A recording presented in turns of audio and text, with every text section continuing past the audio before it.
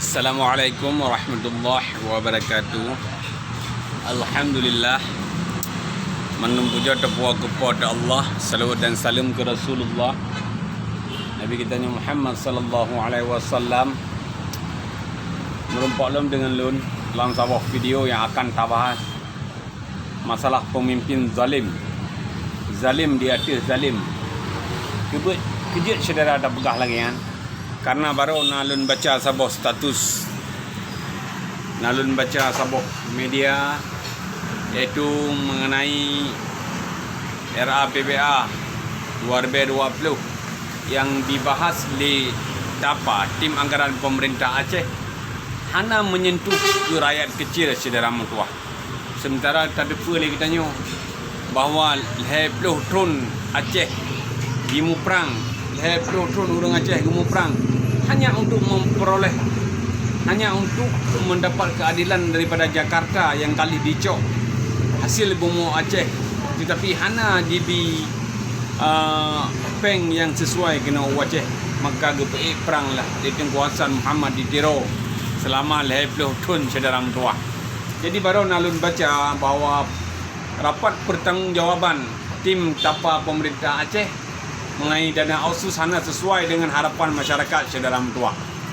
Jadi apa yang tak ada pegah? Yang tak ada pegah uronyo adalah yang pegah-pegah legure katanya, iaitu pemimpin baik zalim kepada rakyat. Pemimpin baik zalim kepada rakyat nyamban saudara mentua. Berdepa ledro ni bahawa peng aususnya adalah peng perjuangan orang Aceh yang ka mati. Yang ka mati di poh but Sipai. Peng khususnya adalah peng perjuangan orang Aceh yang kamu perang selama 20 tahun saudara mentua. Nyambang berdepa ledro ni. Pengen hana jibi sagai-sagai dengan sembarangan.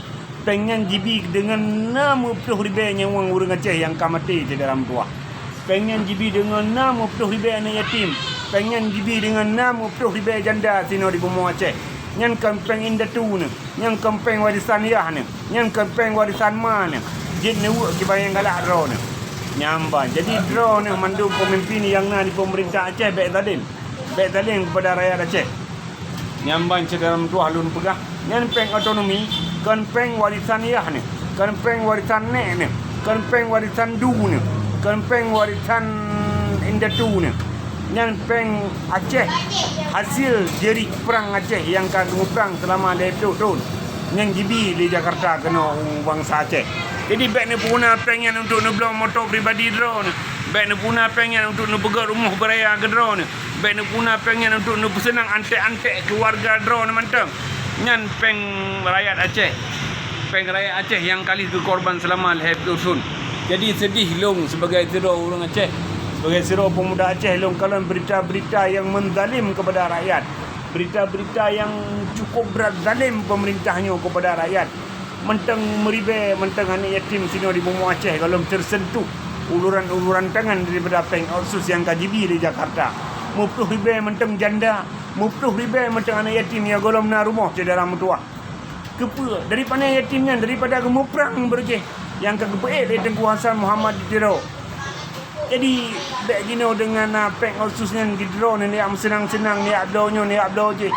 Yang peng pemerintah Aceh, yang peng rakyat Aceh. Jadi urangnya kutuk keras tim anggaran pemerintah Aceh yang sewenang-wenang hanya dipun tanggungjawab peng khususnya untuk dipersenang rakyat Aceh. Maka panjang lelon pegah urangnya getanya adalah pemimpin. Allah kali kepegah dalam Al-Quran, kullukum ra'in wa kullukum mas'ulun an ra'iyah. Tiap-tiap kata adalah pemimpin dan tiap-tiap pemimpin akan gelakai pertanggungjawaban di hadapan Allah Subhanahu wa taala. Beya ni dalam tua. Beya ni Allah dege. Allah dege yang tersembunyi dan yang hana de. Tak boleh kita tengok dalam tua. Jadi sekian dan akhiri. Wabillahi taufiq wal hidayah. Wassalamualaikum warahmatullahi wabarakatuh.